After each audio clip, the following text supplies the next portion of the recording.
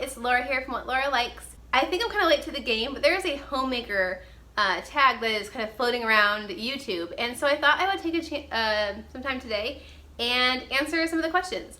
Now, as far as I can tell, there are 2 homemaker tags, and I'm going to be doing the one that I saw on A Common Life, as well as Heather's channel, A Catholic Mom's Life.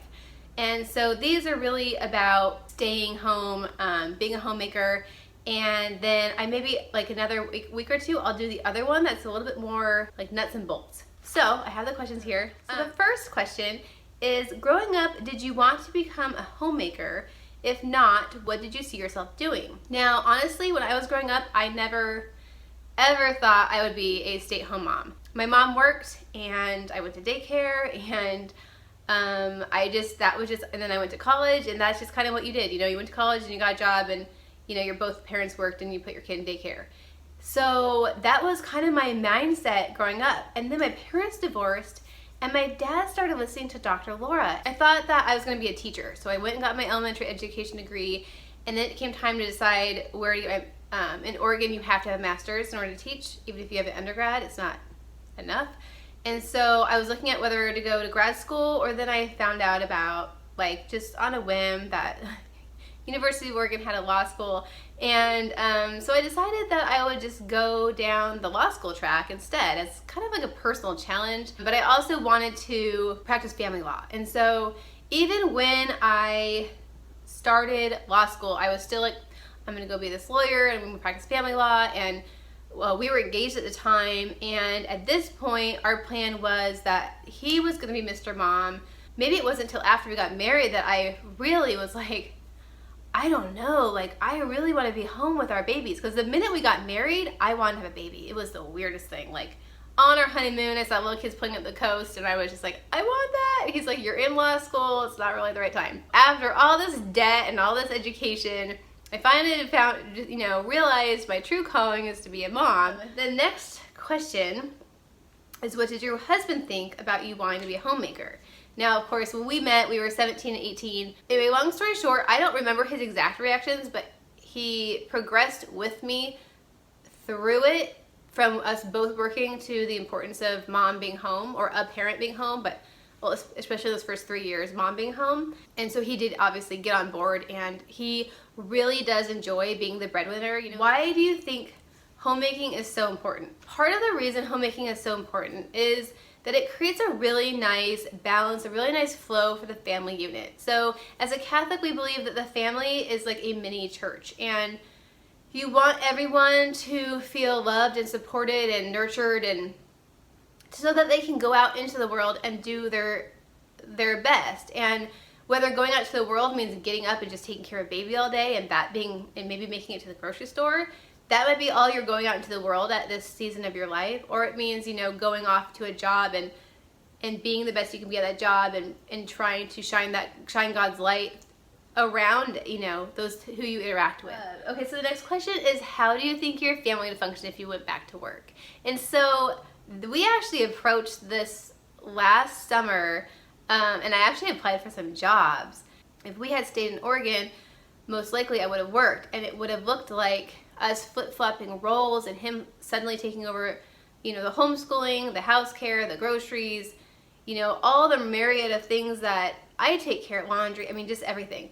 And then I would be devoting 60 plus hours a week at a law firm, plus the mental time outside of the law firm. While it was something that we looked into, ultimately decided that, you know, I wouldn't be happy. I was willing to do it, but I knew that it was going to be a huge adjustment for everybody, and that I was going to miss a lot. We just kind of ultimately decided that both of us were happy in the more traditional roles, and so we didn't make that decision. Okay, so the next question is, what were some things that you had to sacrifice in order to stay home with your family? Well, we've had to sacrifice a lot of like worldly things, okay? So the things that the world says are important and that are nice, right? We don't go on vacations.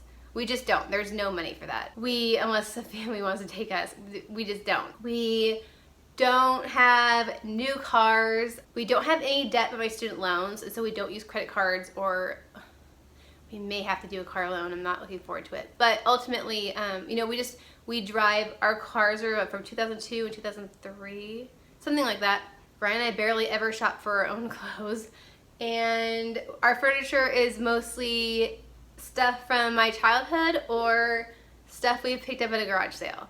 So we go without, I guess, you know, my house doesn't look like a magazine. And then, of course, we've chosen this army life partly because it has made this possible. And that life comes with sacrifices. We have time apart. He's very busy. He works long hours. We're moving every few years. That can be a positive or negative, but we don't see our family as much as we could have had we chosen a different life. I know that, like, say we all died tomorrow, all four of us, the kids don't have much to say, but I know that, like, we would all be happy and feel like we did the right thing.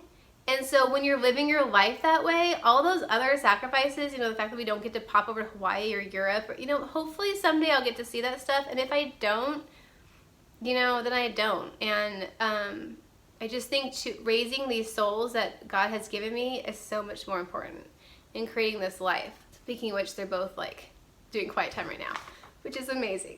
Okay, and so then the last question is any advice you can give to women who want to become homemakers. It's not specific, so there might be a few different categories of women.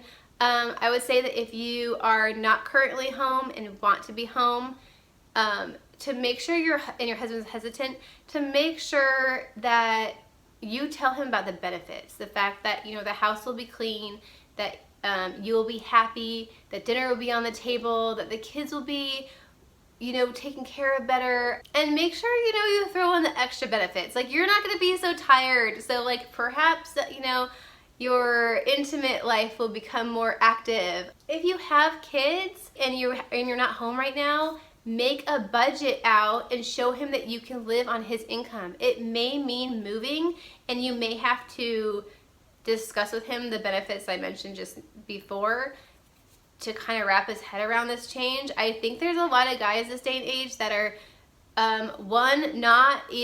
this isn't even on their radar. They are immersed in a world where, of course, both people work and you put your kids in daycare.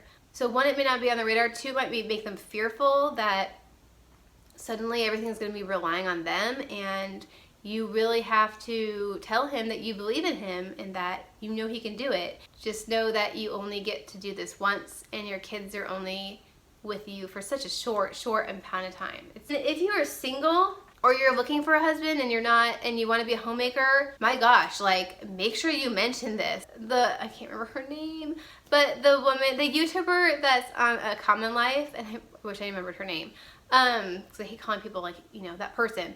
But she talks about how when she was dating, you know, she on the first date was like, hey, I wanted to be home, like, just FYI, I will not be working once we have kids. And another piece of advice I have is, don't think that homemaking means you're, like, one, home all day, or two, that you're not working. Because this is a job. Maintaining your house, keeping everybody fed with, like, nutritious meals and not, like, microwave stuff, meal planning, budgeting, you know, dealing with anything that the kids, whether you homeschool or you know, are dealing with the school schedule and all that. Like, this is a job. Approach it that way and know that you're not going to be sitting in your PJs just kind of hanging out all day. And I don't think you should. I think you should get dressed every day. You know, make fitness a part of your life if you can find the time for that. I think that homemaking is what you make of it. So there are days where it feels really hard, and I'm not sure why, but it does. You know, things just feel hard, or maybe you don't get that time to sit down and have, like, an afternoon coffee and just kind of regroup for the rest of the day. I mean, being home with your kids all day is demanding. It really helps me to, when I feel kind of frazzled about it, to think of our Blessed Mother and the very quiet but important role she played in Jesus' life and in St. Joseph's life, and that's who I want to be. I want to be this gentle, strong presence that allows everybody to flourish around me, and to know that you're still flourishing as a homemaker. There's nothing that's stopping me from growing. I do have a whole video called In Praise of Stay-at-Home Moms, based on Dr. Laura's book, In Praise of Stay-at-Home Moms, where I go into detail about her book, but as well as just kind of my personal story, which I've touched on here, as well as why I think staying home with your children is the most important thing you could do in your life. So if that is something that you're either struggling with or looking forward to, you may want to check out that video, and I will link that down below as well. And speaking of homeschooling, which I kind of was on and off, my level 1, The Good and the Beautiful, just arrived today. So my goal is to have a video up Thursday reviewing it, which I'm really excited to do.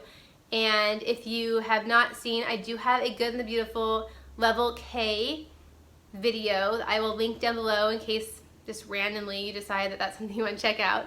We love it, and we're almost done with it. My new goal is to have a video up every Tuesday and Thursday. I was trying to do it more often, and I think that the whole balance thing got a little crazy because my house kind of became a disaster. And so I'm going to kind of go back it up a little bit, try a Tuesday, Thursday schedule, and we'll see how that goes. And this summer I am doing a book club with Heather from A Catholic Mom's Life, as well as a bunch of other moms or Catholic YouTubers. And so my videos will be up twice a week for that if you want to read along with us. It's the Catholic Mom's Handbook. I'll put a link below. I'm excited to do that though. With that being said, this is Laura from What Laura Likes, and this was my Homemaker Tag. And I'm going to try to see if I can find a couple other women to tag below. And again, being a homemaker is such an amazing blessing. It's not where I thought my life would end up, and but I love it, and we'll see what the rest of my life has in store for me, right? Who knows? All right, guys, I'll talk to you later. Have a blessed day. Bye.